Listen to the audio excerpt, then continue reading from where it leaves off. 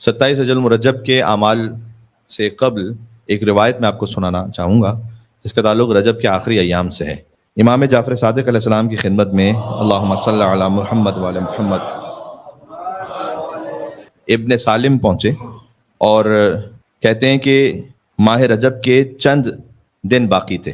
تو یہ روایت ایگزیکٹ ڈیٹ تو ہمیں نہیں معلوم کہ کس دن کی ہے، لیکن چند دن باقی تھے کا مطلب یہی ہے کہ 3-4 دن باقی ہوں گے۔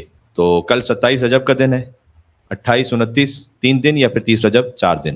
تو یہ بالکل انہی ایام کی روایت ہے کہ ابن سالم کہتے ہیں کہ میں پہنچا امام جعفر صادق علیہ السلام کے پاس۔ ایک اور صلوات بھیجے گا محمد وعلی محمد پر، اللہم صلی علی محمد وعلی محمد۔ معمولاً یہ ہوتا ہے کہ امام علیہ السلام سے کوئی سوال کیا جائے تو امام اس کے جواب میں پھر آگے ارشاد فرماتے ہیں، لیکن یہاں ابن سالم کہتے ہیں کہ جیسے امام کی نگاہ مجھ پر پڑی، انہوں نے دفعتاً مجھ سے پوچھا کہ کیا اس مہینے میں کوئی روزہ رکھا تھا۔ خود امام نے پوچھا، جیسے کہ کبھی باپ اپنی اولاد سے پوچھے کہ یہ کام کیا تھا، وہ نماز پڑھی تھی، وہ جو ہم نے آپ سے کہا تھا وہ کر دیا تھا۔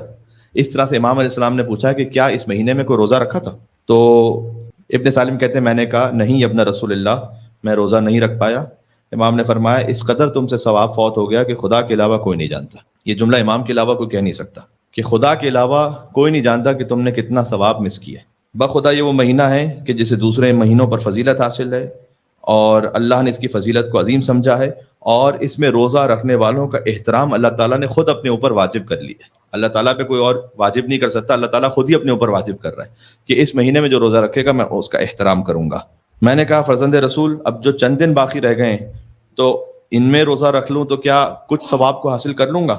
تو امام نے فرمایا اے سالم، جو شخص اس مہینے کے آخر میں ایک دن بھی روزہ رکھ لے اللہ اسے بچا لے گا عالم نزا کی سختی سے۔ تو یہ روایت اس وقت اس لیے کام کی ہے کہ ایک دن بھی اگر فرض کیجیے ہم روزہ رکھ لیں، اور اہم ترین ہے کل کا دن، تو یہ اس نیت سے میں روایت کو سنا رہا تھا کہ اگر آپ نے روزہ رکھا ہے تب بھی کل کا دن، اور اگر اب تک نہیں رکھ پائے تو کل کا دن سب سے زیادہ اہم ہے رجب کے ایام میں روزے کے لیے۔ اور اگر قضا روزہ کسی کا باقی ہے یا مستورات میں ان کے سائیکل کی وجہ سے روزے باز رہ جاتے ہیں اور بعد میں اب تک اس قضا نہیں ہو سکی ہے، تو آپ پر واجب ہے کہ آپ قضا کی نیت سے رکھیں، لیکن انشاءاللہ آپ کو 27 رجب المرجب میں روزہ دار ہونے کا ثواب عطا ہو جائے گا۔ اور جو شخص اس مہینے میں 2 روزے رکھے تو امام نے کہا وہ صراط سے آسانی سے گزر جائے گا، اور جو شخص آخر میں 3 دن روزہ رکھ لے تو اللہ قیامت کے عظیم خوف سے اسے بچا لے گا۔ تو اب 3 دن آپ روزہ رکھنا چاہتے ہیں تو 27 28 اور 29، اس احتمال سے کہ نہیں معلوم 30 رجب ہو یا نہ ہو، تو 30 رجب ہو جائے تو پھر 4تھا روزہ انشاءاللہ۔ لیکن کل ایک خاص آسانی یہ بھی ہے کہ سنڈے، تو اگرچہ کہ شاید ویدر نہیں معلوم کل گرم ہے یا کیا کیفیت ہے، بہرحال وہ تو اللہ تعالیٰ کے ہاتھ میں ہے، لیکن سنڈے ہے تو اس لیے آسان ہے، تو کل کا روزہ ضرور رکھنا چاہیے۔ اللہ تعالیٰ بہت کوئک سروس ہے عمران بھائی آپ کی ماشاءاللہ، آج کل حضرت گوگل پر ہر چیز مل جاتی ہے، تو اللہ تعالیٰ سختی اور وحشت سے محفوظ رکھے گا، تو انشاءاللہ ہم سب کل اس عبادت کو انجام دے سکیں۔ تو ایک تو یہ حدیث ہو گئی جس کا تعلق ڈائریکٹ 27 رجب سے تو نہیں ہے، لیکن ایک طرح سے ہے بھی 27 رجب سے، اس لیے میں نے پیش کر دیا۔ ایک مل کے صلوات بھیجے محمد وعلی محمد پر، اللہم صلی علی محمد، سبحان اللہ۔ اور اب آ جائیے 27ویں شب جو بڑی متبرک رات ہے۔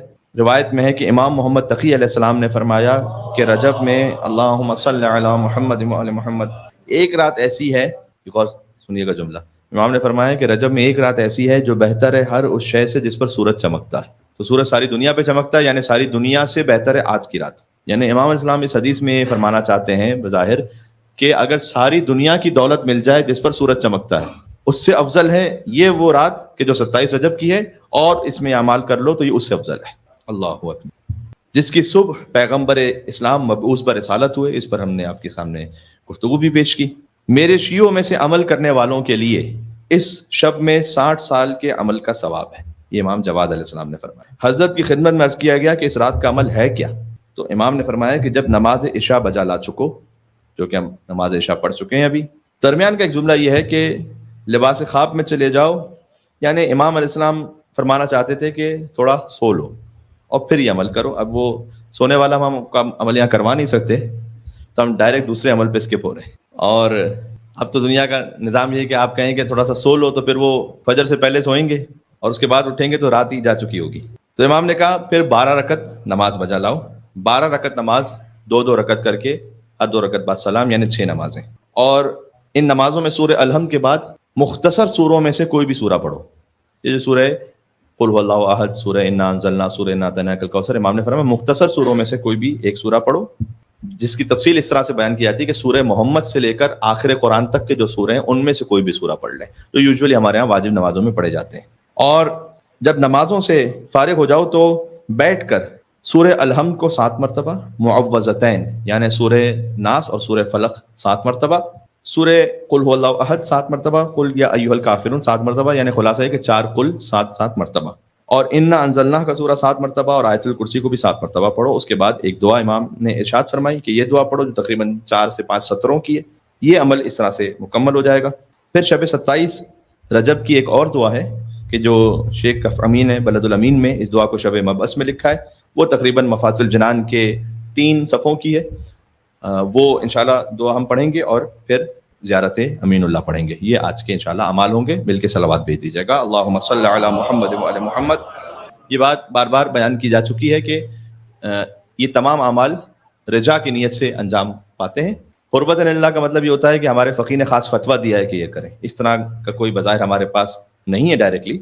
تو رجائے مطلوبیت یعنی جو کہ مفاتح الجنان میں لکھے ہوئے ہیں، تو اس امید پر کہ یہ روایت صحیح بھی ہو اور اللہ سبحانہ و تعالیٰ اس پر اجر عطا فرمائے. البتہ اگر کسی کے دل میں یہ خیال آ رہا ہے کہ مولانا اتنی محنت کر رہے ہیں اور روایت ہی صحیح نہ ہوئی تو پھر فائدہ کیا ہوا اتنا اعمال انجام دینے کا، تو اس میں آپ بالکل نہ گھبرائیے. اس لیے کہ حدیث من بلغ ایک قاعدہ ہے اصول فقہ میں، اور اس قاعدے کا نام ہے حدیث من بلغ. حضور نے چونکہ یہ حدیث من بلغ سے ارشاد ہوئی تھی اس لیے اس کو حدیث من بلغ کہتے ہیں. من بلغ کا مطلب جس تک پہنچے. پوری حدیث ہے وہ.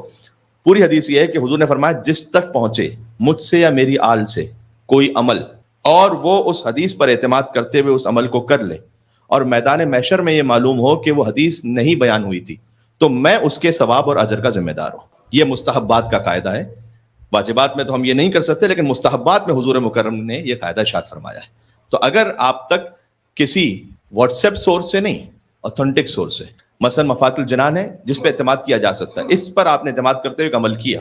فرض کیجئے کہ شیخ عباس قمی سے معصوم تو نہیں تھے، فرض کیجئے کہ کوئی ایسا اشتباہ ہو گیا تھا کہ وہ حدیث ایکچوئل میں اس طرح سے نہیں تھی، مثال دے رہا ہوں میں، تو حضور نے فرمایا کہ اگر تم نے اس طرح کے کسی سورس پر کہ جو ویسے قابل اعتماد ہے اس پر عمل کیا اور بعد میں اگر پتہ چلے کہ وہ حدیث نہیں تھی تو میں اس اجر اور ثواب کا جو تم نے حدیث میں پڑھا تھا ذمہ دار ہوں. تو اس لیے اس عمل کو ہم انجام دیں گے. بہرحال لیکن رجائے مطلوبیت یعنی اس امید پر کہ انشاءاللہ اللہ تعالیٰ نے عمل چاہا ہے انشاءاللہ سے. بعض لوگ تھوڑا سا یہ نہیں کہہ رہا کہ ان سے اشتباہ یا غلطی ہوتی ہے، لیکن عادت کی وجہ سے کہتے ہیں مثلا میں اعمال لیلۃ الرغائب کرتا ہوں، رجائے مطلوبیت قربۃ اللہ.